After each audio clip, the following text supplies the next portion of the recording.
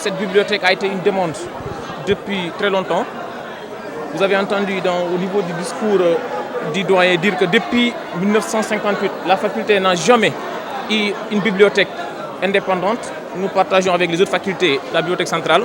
Donc si aujourd'hui nous arrivons à inaugurer une bibliothèque facultaire d'une capacité de 100 ou 200 places, je pense que c'est un bon début pour la faculté.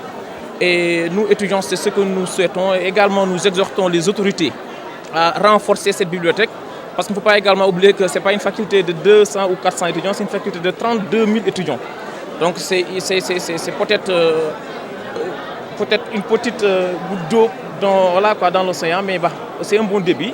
Nous apprécions et nous félicitons également l'administration, en commençant par le doyen Pierre Sarr, et également le directeur de l'enseignement supérieur qui était là, M. Abdoul Amroussow, qui était également un ancien de cette faculté.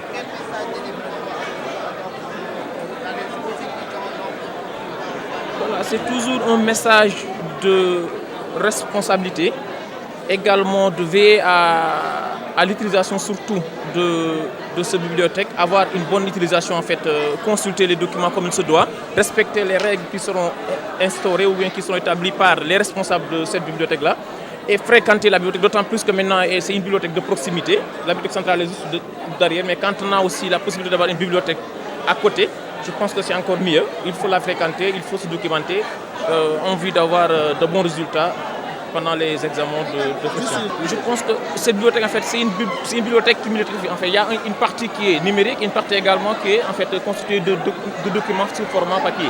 Donc c'est ça, et aussi c'est une bibliothèque qui est numérique en même temps. Il y a des machines qui sont installées. Et je pense que nous-mêmes nous encourageons les autorités à renforcer cette bibliothèque numérique que vraiment d'aller vers la bibliothèque en fait, avec documents. D'autant plus que c'est un avancement. Nous utilisons mieux maintenant le numérique, donc nous pensons que c'est mieux même d'aller vers ça. Et nous encourageons également les autorités à aller vers les bibliothèques numériques qui peuvent être même consultées sur place, chez soi, ou même étant dans une voiture, consulter tout le temps. L'essentiel, c'est d'avoir un code d'entrée et de consulter à tout instant les documents disponibles au niveau de cette bibliothèque numérique.